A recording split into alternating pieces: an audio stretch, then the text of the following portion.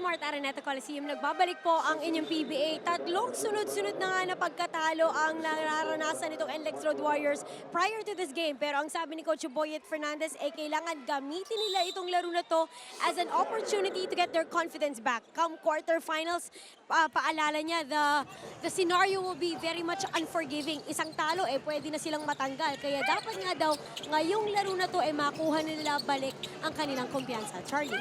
Maraming salamat, Riza. Hiram Bagachik kicks it out to Hans Tiele, the jumper. He got hit underneath. Hindi muntik pang pumasok ang tira, but that bounces out. 2 free throws for Hans Tiele. Tama yun, Coach Ryan. Napakasakit ng mga talo ng NLEX lately. They've lost 6 of 7, but the last 3 have been the most painful because they were right there, or they were even in the lead.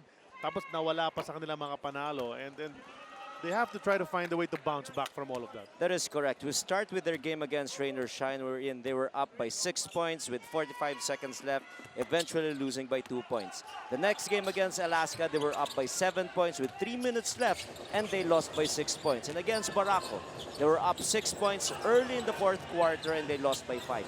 In the last 3 games, they've only lost by an average of 4.3 or only 2 possessions. You look at their roster, you look at where they're having problems with, and it's just probably one thing: turnovers. They had 20 turnovers against Barako. So probably pag gumaling ka ng mga 2 possessions, you save it, you might have a chance. So nothing really big, nothing grand in the eyes of Coach Boyd Fernandez. It's just really taking care of that leather. Unfortunately, as if on cue, turnover once again dito kay Macmac. Tama yun, medyo na-held ball sila for a while. Not enough to force a jump ball, and it was stolen away.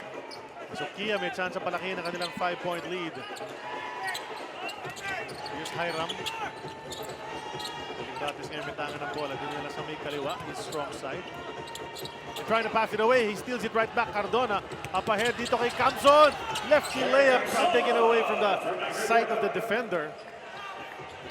It's a very good defense, good deflection on the part of Macmac Cardona. Again, that's also one thing that probably NLEX can improve on yung fast break points sila. They're actually dead last at number 12 in terms of fast break points. Aaron shot mula rito kay Rich Alvarez. O number 12 pala, hindi pala number 10. So may mga bagay-bagay na pwede pang mag-improve itong NLEX. They're just known to be a half-court scoring team. But take a look at this. After a turnover, they scored a fast break opportunity, and easy 2 points for them. And that fast break was brought to us by Smart Bro. Tomorrow's internet. Kapapasok lang ni Camson a while ago, and that's what he gives them. Some hustle, right? Likes to run up and down the floor. Dumi-rebound din yan sa ilalim.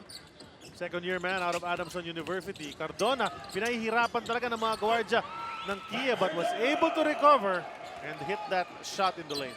Macmac just has to be in his comfort zone, especially in the paint, because it will be hard to guard. But the problem is when he gets there, usually he loses that leather. But nakuha naman niya yung possession.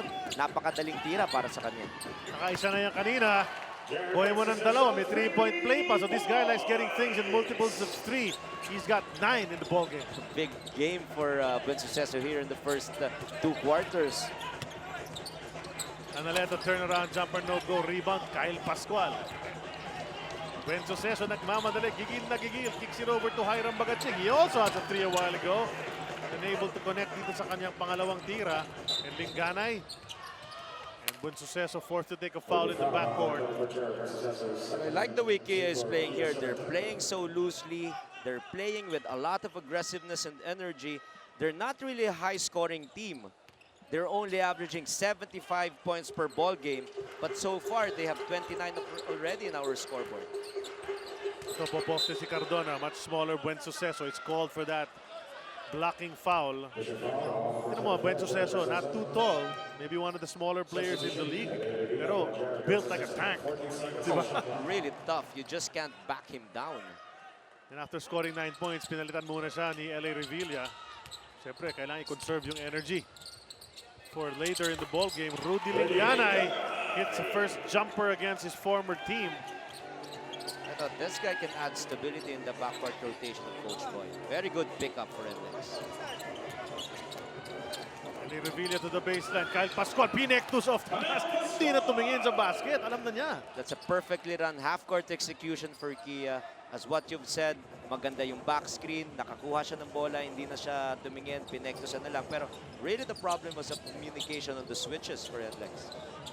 They have to adjust that kasi nga 31 points Ang na. dami nang in-score, ha? Medyo pinagbibigyan itong Kia Sorrento to score. Canaleta. Hindi naman kailangan i-call yung off the backboard, di ba? This is probably one guy who can help out. Guys coming off the bench and scoring for NLEX, which has been their problem here this conference. Canaleta, 7.2 points per game. Pero so far, already has 7 points across his name. So, unti-unting hopefully, pagdating ng playoffs, naka-adjust na itong mga manlalaro sa bagong sistema na kanilang ginagawa. The feed to Poligrates mula kay Revilla. Mintis, open na open, wasn't able to drill it. And Pascual was battling for the rebound. Ngunit kanyang last touch, ball goes back to the white shirts. Chance to tie or take back that lead para dito sa NLEX Road Warriors.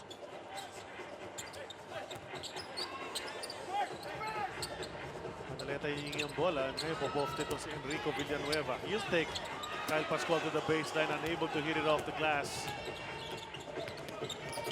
Eli Revilla, alam mo, grabe yung fighting heart dito si Eli Revilla. We remember his performance noong kanilang isa-isang panalo kontra sa Blackwater. This guy almost single-handedly brought them back and brought them to victory din sa unang laro niya. And he's had a couple of good games as well after that, despite his small stature. Diba? At, well, I think he's stuck. If you're talking about the guys who have a legitimate chance na carry over the second conference din sa roster na yan, after Real Custodio, baka ito si Eli Revilla nandyan din. I believe in that 100%. You talk about people who've been playing so hard day in, day out, who's giving stability to the backcourt of Kia. At itong si Eli Revilla, definitely the best point guard here in this team. 30-second timeout tinawag ni Coach Glenn Capasio para sa Kia Sorrentos, and you know, they're able to dodge a bullet. They're still up by 2 with 7:47 na natitira dito sa ating first half. But you know, time and again we'll say it, Kia is fighting. They're not allowing themselves na maiwan dito sa ating first half. Pumapalag talaga sila rito. And they're getting it from a lot of different players as we take it to this happy moment that's brought to us by Happy Mobile. Happiness is on hand. During this lull, Coach Ryan, gusto rin natin mabanggit lang, no? We'd like prayers yes, for what's happening sa ating bansa ngayon. Later, it's Barangay Nebra versus Rainier Shine. Well, you know, that's a game that's going to happen later. We're enjoying here dito sa Araneta Coliseum.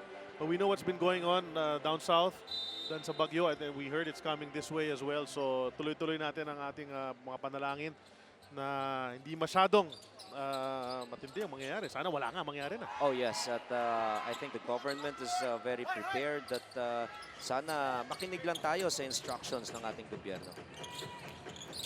Action resumes. Eli Revilla naghanap ng papasahan. That's Hiram goes over to Webb, kanyang teammate. So silang tatlo magkakakampihan dati sa De La Salle University. And yung Webb misses his first jumper mula sa kaliwa. Another La Salle Green Archer former. Ito si Cardona brings it up. Canaleta will post up against Webb. On the way up, he lost the ball. Was waiting for the whistle. Walang tawag. And the pass. Nasa passing lane mismo si Jonas That's a little Villanueva. low, yes. Enrico was open. Decides not to take it. Repost siya muna. Kyle Pascual susubukan niyang katawanin. Labas kay Jonas Villanueva. Nakatref na si Jonas kanina. This one is way off target. And NLEX can't seem to draw a breath of Kia Sorrento so far here in the second quarter.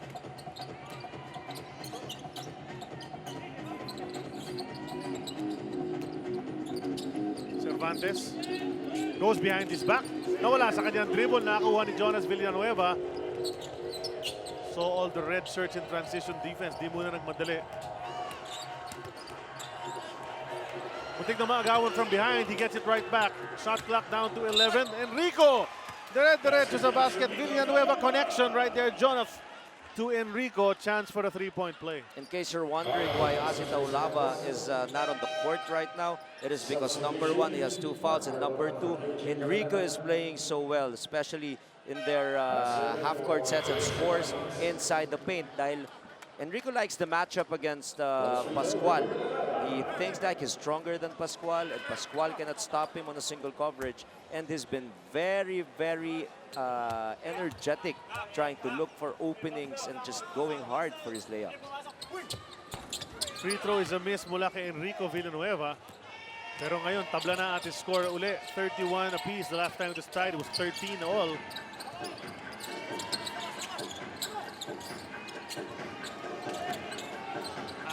You were talking about him. He's on the scorer's table right now, ready to come in para reviewin si Rico Villanueva. Hiram Bagatsing, pangalawang basket niya sa larong ito. 5 points in the game. They're finding ways to score this current lineup ng Kia. Dami mga weapons, ano? Maganda, and I always like players who has that nice counter moves. One shot, fake, and then one dribble on the way for his pull-up.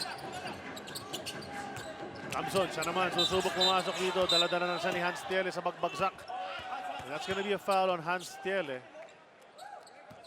Yung Tiele, earlier in this conference, pinag-uusapan natin siya. We've covered a couple of Kia games. He's been a consistent rebounder and scorer para sa kanila.